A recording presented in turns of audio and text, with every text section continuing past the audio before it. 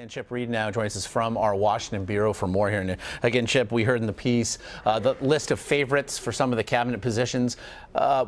In which ways did the five people you mentioned become frontrunners? Well, I think the number one word is loyalty. These are people who were with Donald Trump from the beginning and stayed with him and really supported him very strongly. For example, Jeff Sessions was right from the beginning very much a Donald Trump supporter, and that is one reason people are saying he is a likely candidate for Attorney General. And Mike Flynn, same thing, being talked about as National Security Advisor, very loyal and has been with Sessions all along.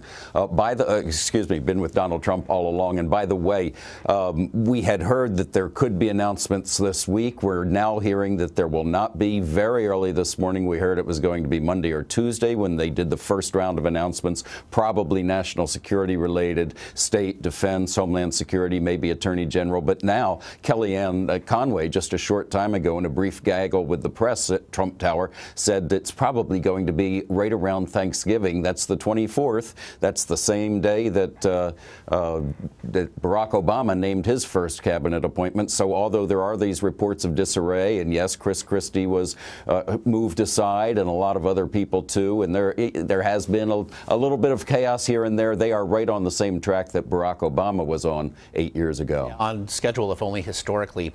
One name, one picture we did not just see as the president-elect does continue to mull his cabinet.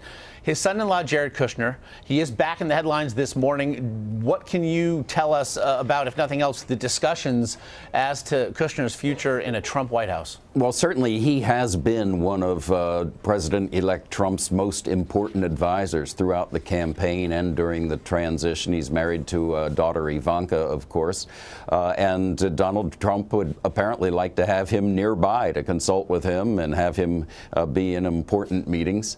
And so there is some discussion going on, as was reported in the Wall Street Journal, that he could be an actual staff member. Now, that may conflict with a federal anti-nepotism law that was passed in the 1960s, partly in response to the fact that JFK had his own brother as the Attorney General.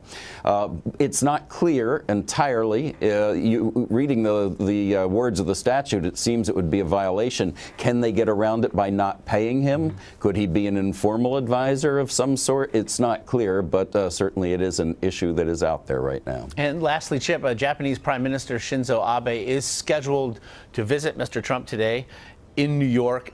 What, if nothing else, are we hearing from the Prime Minister ahead of this meeting, and what do we expect to come of it? Well, we're really reading tea leaves more than anything else. We know that during the campaign, Donald Trump said that Japan would have to pay us more if we're going to continue to promise to defend them militarily. And he also suggested at one point that they might want to get nuclear weapons, two things that set off shockwaves within Japan. And clearly, Prime Minister Abe would want some clarification on that. It's not clear exactly what's going to happen here. Is it just going to be a meeting where the Prime Minister wants to establish a relationship with President-elect Trump so that he can make his case in the future? Or will he ask him at their meeting today, later today, whether Donald Trump is standing by those statements?